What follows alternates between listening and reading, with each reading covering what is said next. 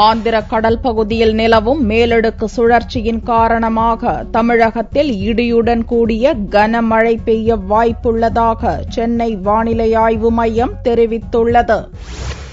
ஆந்திராவை ஒட்டியுள்ள மத்திய மேற்கு வங்க கடல் பகுதியில் நிலவும் மேலடுக்கு சுழற்சியின் காரணமாக கடந்த 24 மணி நேரத்தில் தமிழகம் மற்றும் புதுச்சேரியில் அநேக இடங்களில் மழை பெய்துள்ளது. அடுத்த 24 மணி நேரத்தில் இந்த மேலடுக்கு சுழற்சியின் காரணமாக தமிழகம் மற்றும் புதுச்சேரியில் மழை பெய்ய வாய்ப்புள்ளதாகவும் ஒரு சில இடங்களில் இடியுடன் கூடிய கனமழை பெய்யும் என்றும் சென்னை வானிலை ஆய்வு மைய இயக்குநர் ரமணன் தெரிவித்தார்.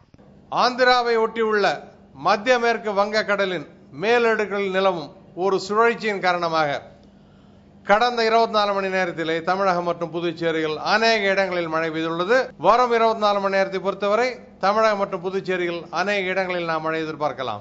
கடந்த 24 மணி நேரத்தில் மிக அதிகபட்சமாக கிருஷ்ணகிரி மாவட்டம் ஊத்தங்கரையில் 9 சென்டிமீட்டர் மழை பதிவாகியுள்ளதாக தெரிவித்த ரமணன், சென்னையில் வானம் மேகமூட்டத்துடன் காணப்படும் என்றும் நகரின் ஒரு சில இடங்களில் மழை வருவதற்கான வாய்ப்புள்ளதாகவும் தெரிவித்தார்.